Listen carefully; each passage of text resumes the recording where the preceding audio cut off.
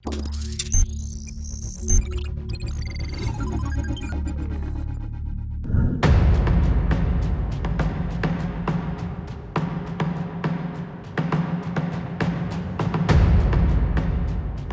is the all-new and first ever BMW X7. This is the India spec and it is the xDrive30d, the car that's assembled in Chennai at BMW's plant, and no one else has had their hands on this particular variant. It's likely to be the most popular, best-selling car. How does it drive? Here's the exclusive review.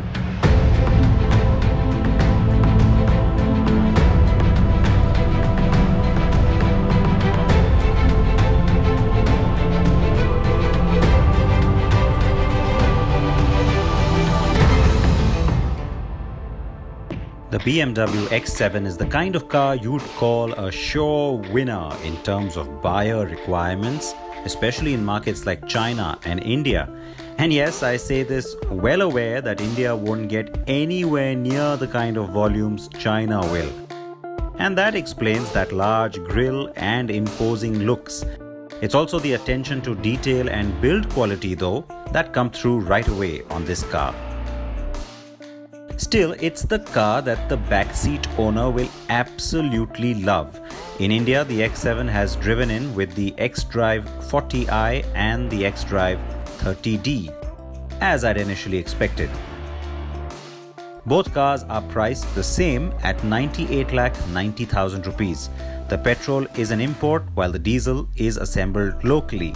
The X7 has 3-row seating as standard, since in India, BMW has saved that feature for its X flagship, and the X5 does not get the optional 3rd row that it does in other markets.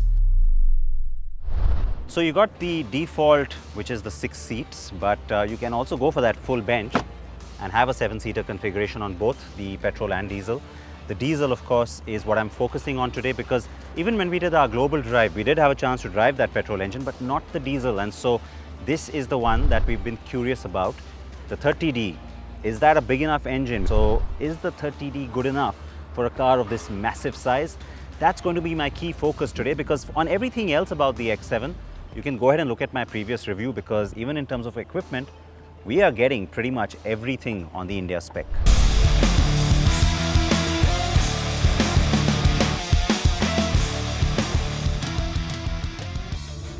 Yes, I encourage you to go to youtube.com/carandbike and watch the first drive on the X7 xDrive30i, so you also get a better sense of that 3-litre petrol engine's performance and not just details on all the equipment and features that the car boasts.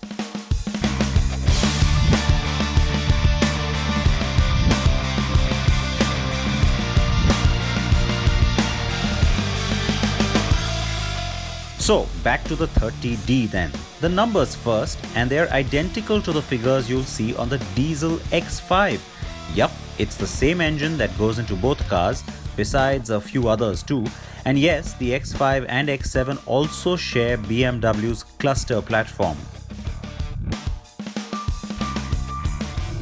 We know this engine well from BMW. It's efficient, it's quick, it's really punchy, and I'll tell you what, that 260 horses and about 620 Nm of peak torque that you get on it is really satisfying. But most of that we've seen on many other cars on the BMW range. So the big question was, will it be enough for a car of this size and weight? Oh yes.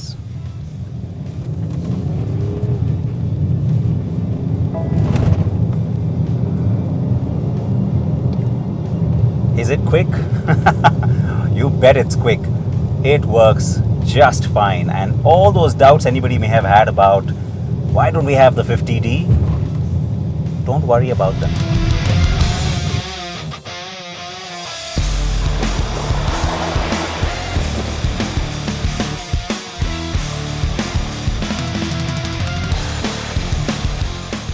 As I said when I drove the X740i too, and by the way, that also shares its inline 6 engine with the X5's petrol M Sport.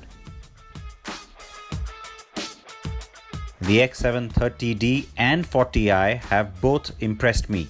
The xDrive all-wheel drive system is standard across the X7 range, along with the 2-axle air suspension, active steering and electric active roll stabilizers.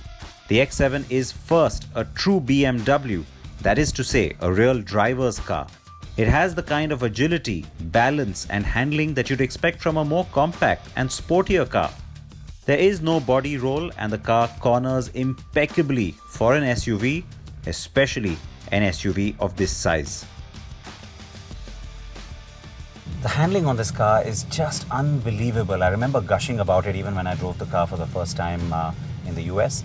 It is just phenomenal what BMW has been able to achieve, given the car's height, given the car's width, given the car's weight and bulk. I mean, it's just so much fun. And then throw in this amazing ride quality and you'll start to understand why I am gushing, because whether you're sort of pottering around in city traffic or whether you want to quickly put your foot down and get to higher speeds on a highway, sitting in the car as a passenger, as a driver, even at the back, you feel no difference. It's just the same comfort level that continues.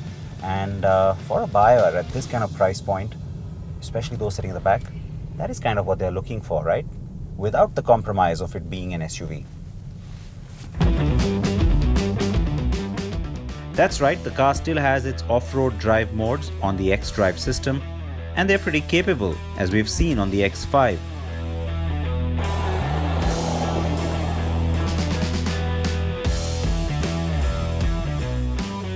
In India, the 30D comes in BMW's ultra-luxurious Design Pure Excellence trim. That includes everything from that giant panoramic sunroof to the chrome trims you see in the front and rear bumpers.